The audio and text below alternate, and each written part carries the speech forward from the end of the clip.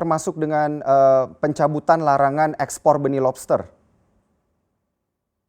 Oh pasti, pasti. Saya pastikan itu karena saya ikut membahas, mengkaji dan mengevaluasi peraturan pemerintah yang lalu, dan sejak awal saya sudah katakan bahwa undang-undang atau peraturan itu sejak awal mungkin kita tahu bahwa di mana pasal dan ayat yang dirasakan merugikan kepentingan nelayan, namanya juga manusia biasa. Itu undang-undang, ya.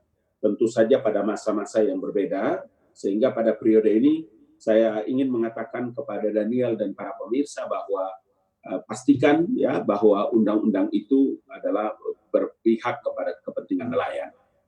Baik, terkait dengan hal tersebut kita melihat harga benur atau benih lobster ini kemudian naik dengan signifikan, berbeda dengan yang dulu, sehingga tentunya ini menyusahkan bagi para pembudidaya lobster sendiri. Ini seperti apa pandangan Anda, dan sebenarnya apa pesan dari Jokowi kepada Pak Edi Prabowo terkait dengan kebijakan ini? Iya, hari ini dan yang paling penting diberikan pesan dari Bapak Presiden kepada Menteri Edi Prabowo sejak awal beliau diangkat itu adalah membangun kembali komunikasi yang intensif antara pemerintah, dalam hal ini Menteri Kelautan dan Perikanan, dengan masyarakat nelayan.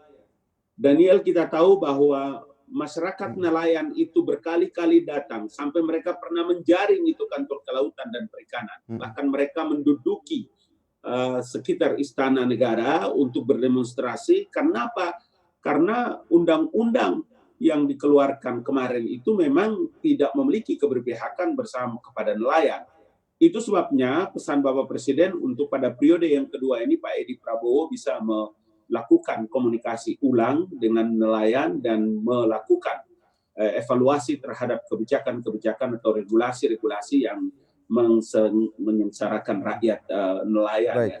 Dari situlah maka ini kenapa saya harus mengatakan bahwa saya pastikan, karena saya ikut membahas, saya ikut melihat, dan saya ikut membincangkan undang-undang itu dengan kawan-kawan di KKP.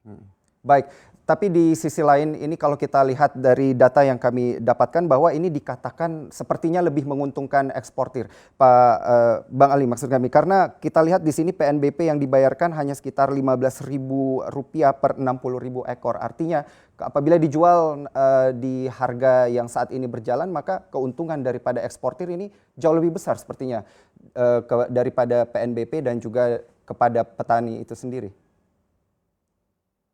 Iya, memang begini, kalau dilihat dari berbagai aspek ya, tentu saja bahwa satu keputusan itu kan tidak mungkin bisa menyenangkan semua pihak. Tetapi pemerintah tetap harus bisa mengambil langkah-langkah yang lebih kepada bagaimana aspirasi masyarakat nelayan. Di kantor KKP ya, khusus bagi kami yang KP2 ya, yang hari ini dibentuk oleh Pak Menteri, kemudian aspirasi dari para nelayan. Tentu saja kalau kita bicara pada tingkat teknis akan sangat berbeda dari berbagai aspek ketika dilihat. Tapi yang pasti bahwa hari ini nelayan itu tidak lagi insya Allah ditangkap karena regulasi yang tidak berpihak kepada nelayan. Yang pasti bahwa keramba-keramba atau budidaya-budidaya mereka juga bisa berjalan dengan baik. Kapal-kapal mereka juga bisa dipakai untuk melaut dan mereka tidak dipenjara. Jangan regulasi kita yang tidak berpihak kepada nelayan. Hari ini para nelayan itu ada di NTB, ada di Sulawesi Selatan, ada di Sulawesi Tenggara. Saya kemarin mendampingi Pak Menteri kelilingi Pantura. Ada yang ditahan di Pantura sana, di Tegal, ada di beberapa tempat yang lain di Sumatera dan di beberapa tempat. Karena itulah maka regulasi-regulasi ini harus dievaluasi, harus diperbaiki.